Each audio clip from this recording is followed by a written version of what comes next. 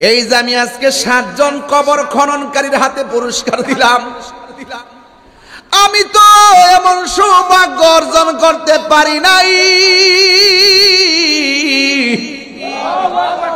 আমি তো এই সৌভাগ্য অর্জন করতে পারি নাই, আমি বড় ব্যস্ত।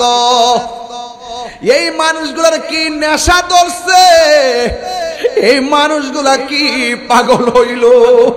মানুষের মরণের খবর কানে আসার পর মানুষের কবর করবার লেগা গুরুস্থানে চইলা যায়। ও বন্ধু রে, ও বন্ধু, আমার নবী আপনার নবী বলেন, যেই সমস্ত মানুষ কবর খনন করবে, আবার কবর খনন করার পরে সুন্দর করে লাশটাকে দাফন করে দিবে। ও বন্ধুরে,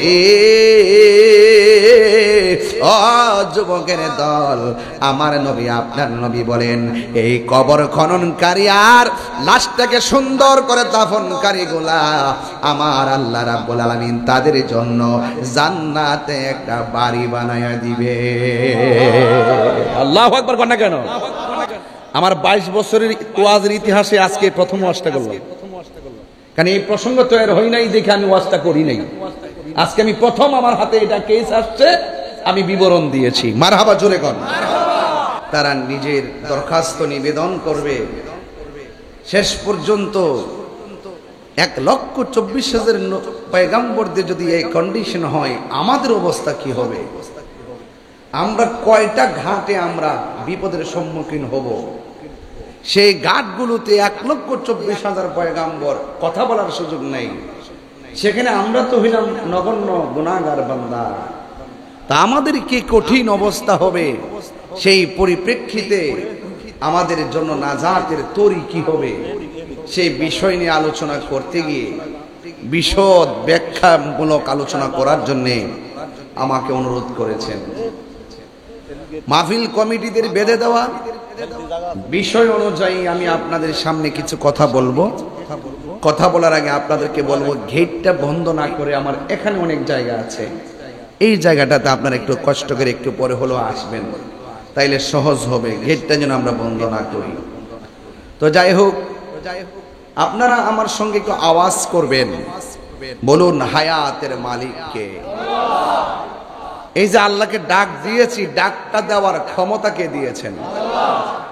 এমন অনেক লোক আছে, দেখবেন গিয়ে জিজ্ঞেস করবেন, পড়ো আল্লাহ আল্লাহ, মুখ দিয়ে আওয়াজ আসে না, বন্ধ হয়ে গেছে। তো আল্লাহকে আল্লাহ বলে ডাক দিতে পারাটা শুদ্ধভাবে ইমানের সাথে ডাক দিতে পারাটাও একটা সৌভাগ্যের ব্যাপার, আল্লাহ রহমতের ব্যাপার, ঠিক কিনা বলেন? আজকে জাকির শেখ তার আব্বার স্মৃতিচারণ করলেন জিন্দা অবস্থায়। আমরা তো স্মৃতিচারণ করি বাবা চলে গেলে। যেই সন্তান জীবিত থাকা অবস্থায় বাবার ভালোবাসায় সিক্ত হয়ে স্মৃতিচারণ করে, এটা অনেক সৌভাগ্যের ব্যাপার। আজকে এখানে অনেকগুলা কবর খনন করছেন। আমার জীবন, আমি 22 বছর ওয়াজ করি, কিন্তু আমার জীবনে এই প্রথম দেখলাম এই আজকের মাহফিলে যে কবর খননকারীদেরকে স্টেজে তুললাই না, এদেরকে সম্মান দেওয়া, এটা আমার কলিজাটা বইরা গেছে। আর আমরা তো মারা গেলে প্রশংসা করি, আমরা তো মারা গেলে বলি এই লোকটা এই করছে সেই করছে, কিন্তু আমার জাকির সে যে এই লোকগুলোর আইন আপনাদেরকে পরিচয় করাইলো, অনেক লোকের মনে হয়ে গেছে, রে আরে এই লোকটি তো আমার বাপের কবরটা খনন করছে। অনেকের মনে হয়ে গেছে, আরে এই লোকগুলোই তো আমার মারে কবর খনন করছে। আমার ভাইরা, এই জন্য এই মানুষগুলো সমাজের শ্রেষ্ঠ সন্তান। আমি বলি নাই, আল্লাহ বলতেছেন, আমি বলি নাই, আমার নবী বলতেছেন। আমি যখন যে কথাগুলো বলবো, এই কথাগুলো আমার 22 বছরে প্রথম বলতেছেন, কারণ কবর খননকারী স্টেজে কখনো আসে নাই। ওরা কখনো পুরস্কার আমার হাত থেকে গ্রহণ করে নাই, যেহেতু আমার হাত থেকে গ্রহণ করেছে, আমি তাদের ব্যাপারে কিছু কথা বলে আপনাদেরকে উৎসাহ দিয়ে যাব, যেন এদের পাশাপাশি আপনারাও যেন তাদের পাশে দাঁড়ান।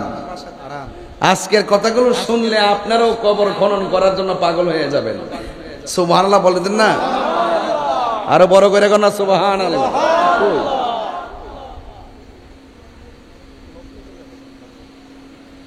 আমার বাবারা, আপনাদের কাছে আমার অনুরোধ থাকবে, আজকের এই মাহফিল এমনও আছে কাহার জন্য শেষ মাহফিল হতে পারে। বলেন তো, মানুষের রূহ কবজ করে কে? কথা কন না। তেমন এক সময় কি আসবে না যে আজরাইলকে আল্লাহ বলবে, আজরাইল বহুত তো জান কবজ করছো, এখন তুমি তোমারটা কি করবা করো।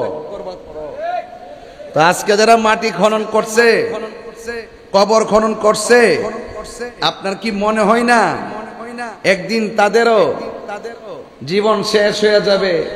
যারা মানুষের কবর খনন করছে, আরেক শ্রেণী মানুষ তাদের কবর খনন করবে। যেই লোকটা কাফন কাইটা দেয়, তার কাফনও একদিন আরেকজনে কাটবে।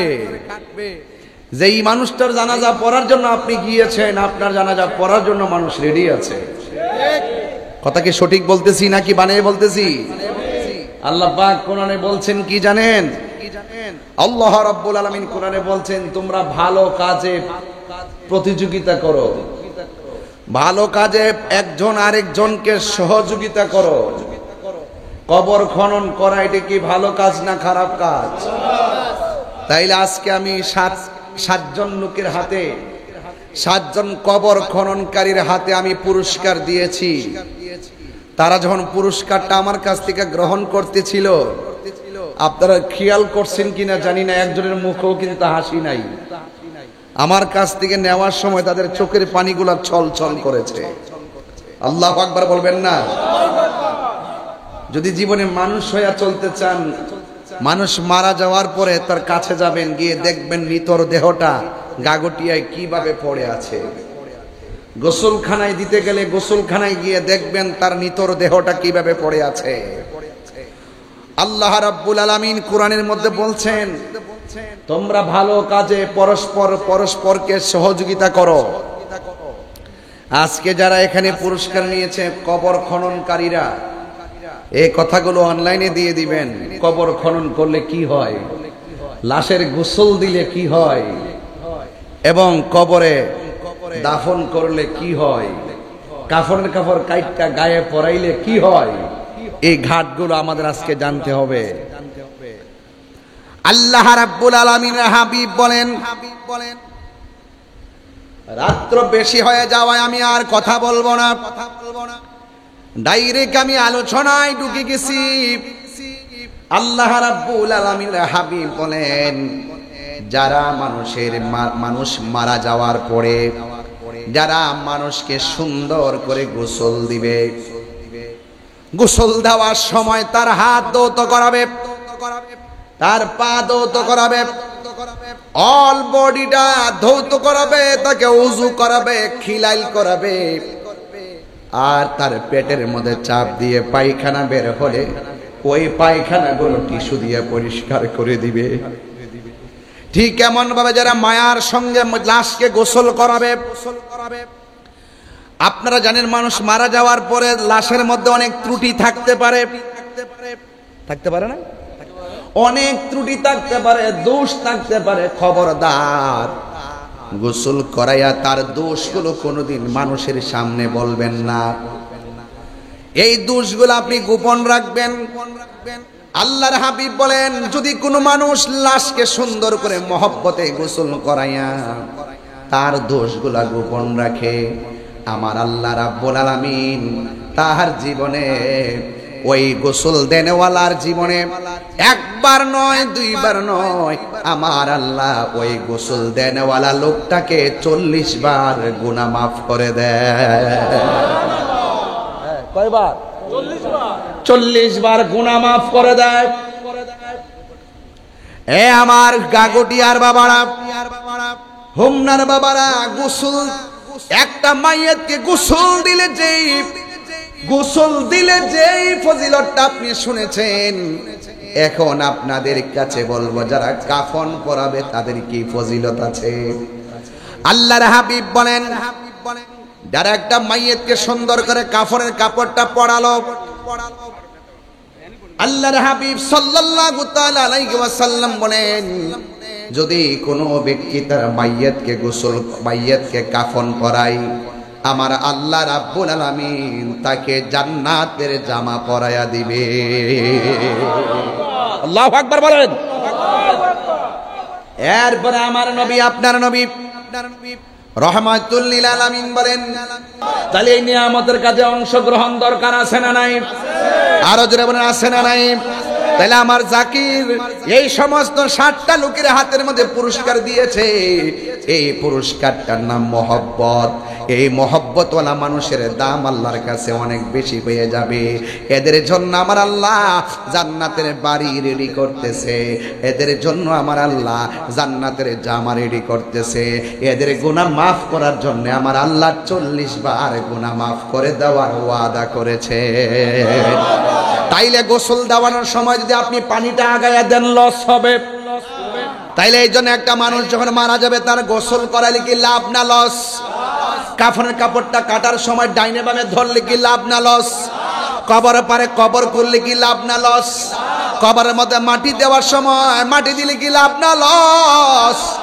এই জন্য যুবক অনুরোধ করে বলে দিয়ে যায়, ওই একটা মুষ্টি মাটি দিয়া বলো কবরে যায় শরীক হবেন, একটা কোদাল কূপ দিতে যায় শরীক হবেন, একটা লোটা পানি দেওয়া শরীক হবেন। কেন জানেননি? আমাকে আপনাকে আমার আল্লাহ সৃষ্টি করেছেন।